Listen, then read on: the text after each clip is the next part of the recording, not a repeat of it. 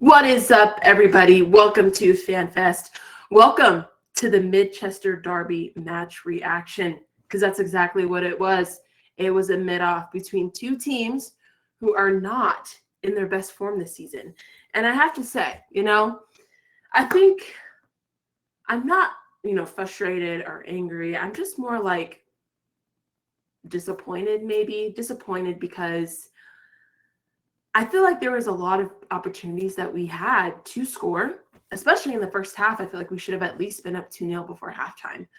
And we just are so poor in the final third, and it continues to show itself. Dorgu had some chances there. Garnacho had some chances. And, our build-up and our link-up play and our, forward progression to get to that final third was great. We had some really good opportunities. But when it comes to the quality in our finishing, it's just not there. And it's really, really difficult to continue to watch match after match. And honestly, I think, kudos to us fans. I think we really are the ones who should get some credit for sticking through the match and watching the whole thing. Because even if I was a City fan, I would not be happy about the way my team performed that match. I thought City was very, for lack of a better word, they were not scary at all. There was no threat when it comes to the City side, which is, quite shocking, quite interesting. Especially, I expected some, I guess, tenacity from City because it was KDB's last derby. He had just made his announcement that he was leaving the Premier League and leaving the club at the end of the season. So I expected there to be some emotional kind of, bounce, like there's a manager bounce when you get a new manager, and that just wasn't the case. That just wasn't the case when it came to this Manchester Derby. We will look at the stats a bit, but I just wanted to kind of talk about my thoughts initially. There was that moment in the second half as well where, people are saying we could have gotten a pin. I don't agree. I don't think that was a pin in my book. That's just my 2 cents on that. I think Casemiro tried to oversell it a bit, in my humble opinion. He did get hit, but I don't know. That's just my thoughts on that. Substitutions came on. We had Lindelof come on early in the second half for Maguire, and then Xerxes came on, as well as Mount for Ugarte and Rasmus Højlund. And I'm curious, does Garnacho have, blackmail or nudes on Ruben Amorim? Because I don't understand match after match after match how he continues to start and or how he continues to play a full 90-plus minutes of football. You guys, the amount of times Garnacho would get the ball in the final third today and either lose it, pass it out of bounds, shoot wildly. It was infuriating to watch. It was infuriating to watch. And I don't understand what Amorim's thought process when it comes to Garnacho. And here's the thing. We had Cheeto Obi on the bench. Sub him on. You brought on Xerxes. I thought Xerxes brought a lot more to that attack and to the front line once he came on.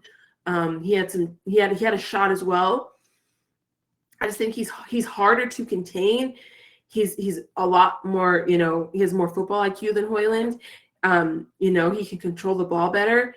And I would have loved to see him and Cheeto try to do something there before the end of the match. But no, he leaves Garnacho on, and I don't understand why that is. So, if someone could explain to me in the comments why that is, I would love to hear your thoughts, because it makes no sense to me. It really makes no sense.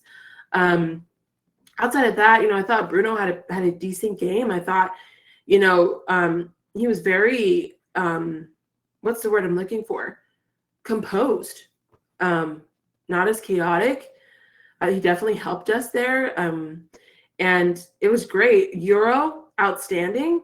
Absolutely love seeing him. He's great. His legs, the way he's able to recover off of a counter is just, it's nice to see. It's definitely nice to see. Onana, clean sheet for him. I thought he did well, especially with the sun in his face. Had some good saves there, especially in the second half. Marmoush had a really good strike off of a corner kick, and I thought Onana did really well there. And to have the sun in his face, which is like an extra form of attack, if you want to say that. So I mean, I'm not trying to analyze this game is kind of stupid because nothing really happened, but we can get into it. So let me share my screen here so we can talk about these stats, if you don't mind. I'm going to switch myself here. Here we go. All right, so we have, it was a nothing burger. You can look here. I mean, shots on target, they had 5, we had 2.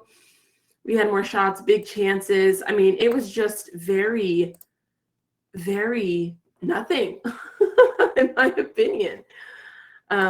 Very mid from both teams, honestly. Probably one of the worst Manchester derbies I've ever seen. Let's look at this. Let's look at the players here. Yeah, I mean, a lot of 6s. Nobody really outstanding today. Look at this off board, like 7 6s. I mean, you could just look at this and see that it was just poor. A Manchester derby through and through.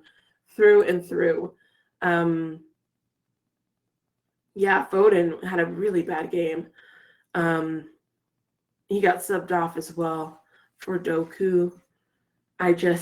Very uninspiring. Very, very uninspiring, in my humble opinion. And it just sucks. That's a match you look forward to, especially as a United fan. You always want to beat your rival. But yeah, I mean, I think that alone tells you how the match went. That alone tells you. And so, yeah, guys, I mean, there's not much to say really on this match that I haven't already said, that you probably didn't think yourself when you were watching it. It was just very, very dead. Very, very dead on both sides. Moving forward, I mean, we did get a point. So Manchester United is currently on 38 points. I believe we play Newcastle next after our Europa League match on Thursday, which is going to be, an interesting one because Lyon is not terrible. But again, it comes down to, are we a threat offensively? Are we a threat on the attack?